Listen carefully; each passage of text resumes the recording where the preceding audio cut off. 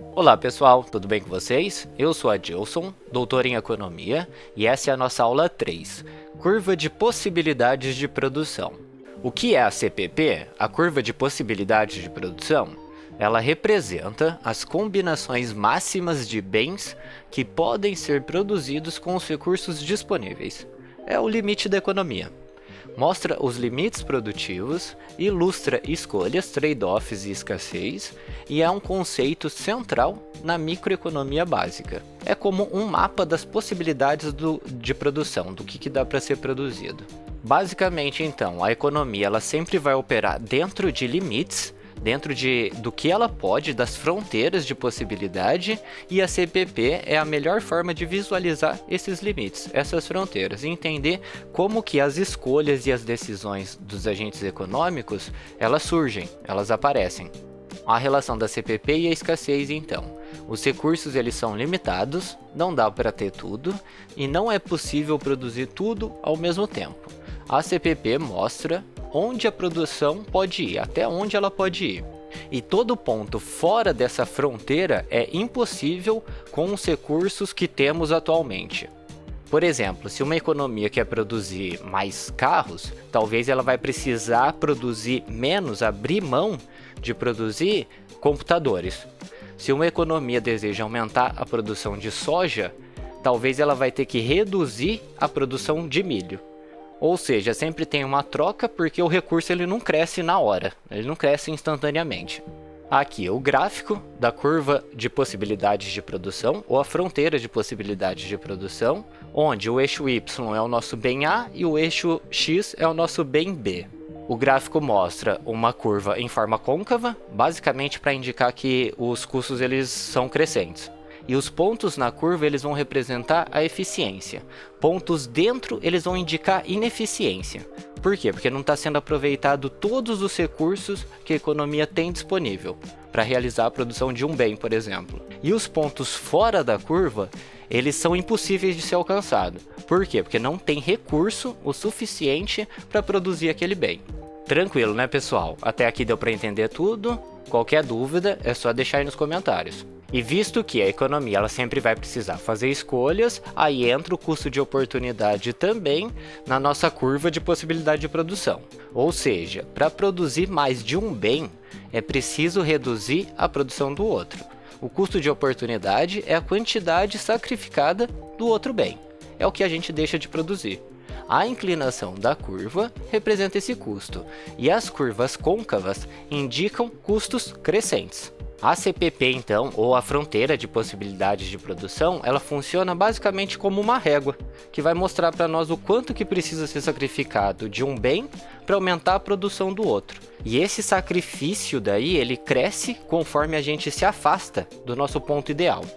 E para facilitar o entendimento, o custo de oportunidade pode ser representado por essa fórmula, onde o custo de oportunidade do item A em relação ao item B é a variação do item B dividido pela variação do item A.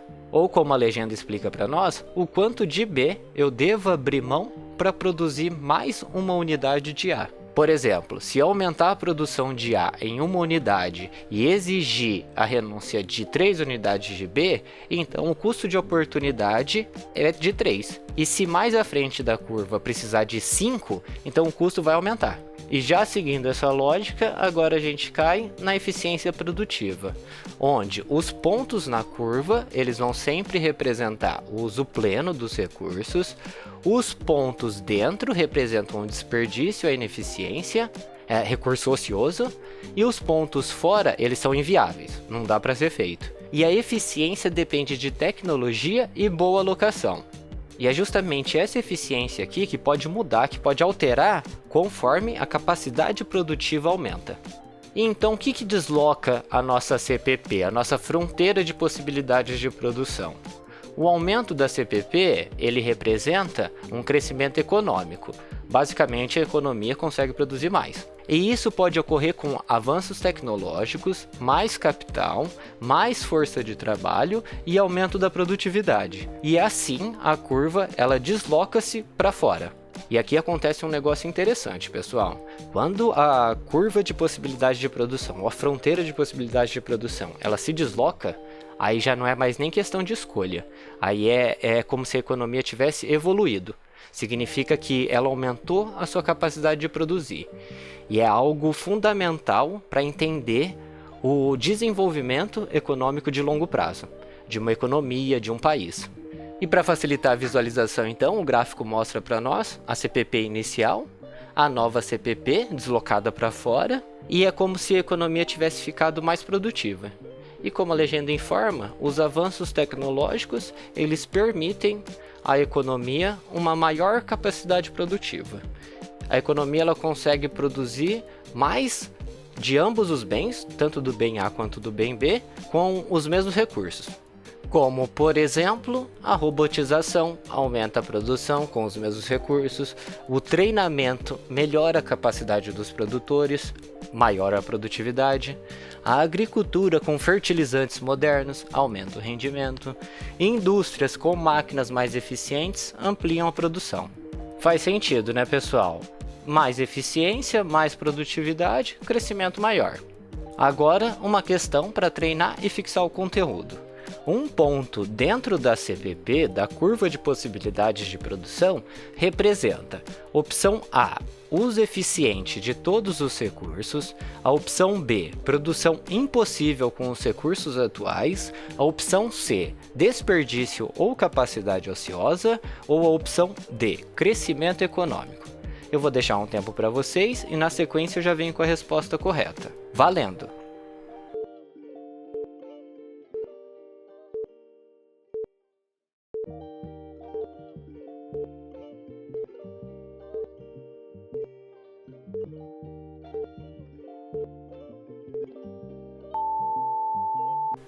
Pronto, pessoal? Conseguiram responder? Então vamos para o gabarito. A alternativa correta é a letra C, desperdício ou capacidade ociosa. Pontos dentro da curva de possibilidades de produção ou a fronteira de possibilidades de produção indicam ineficiência, ou seja, nem todos os recursos estão sendo utilizados plenamente. E é isso, na aula de hoje foi visto então que a CPP mostra os limites da produção, os pontos na curva são eficientes, pontos dentro da curva são ineficientes, existe desperdício, o custo de oportunidade aparece na inclinação e o crescimento econômico desloca a curva para fora. Por exemplo, os países eles podem aumentar a sua fronteira, a sua curva de possibilidades de produção quando eles investem em tecnologia, quando eles investem em infraestrutura, educação, inovação, que são basicamente os fatores que conseguem aumentar a capacidade produtiva, a produtividade ao longo do tempo, no longo prazo. Correto? E aqui eu deixei as referências bibliográficas para vocês da nossa aula de hoje. E é isso, esse é o fim da nossa aula 3, eu espero que vocês tenham gostado, e se ficou qualquer dúvida, como sempre, é só deixar aí nos comentários. E agora, dando continuidade, é a nossa aula 4, Pensamento Marginal. Então vamos lá!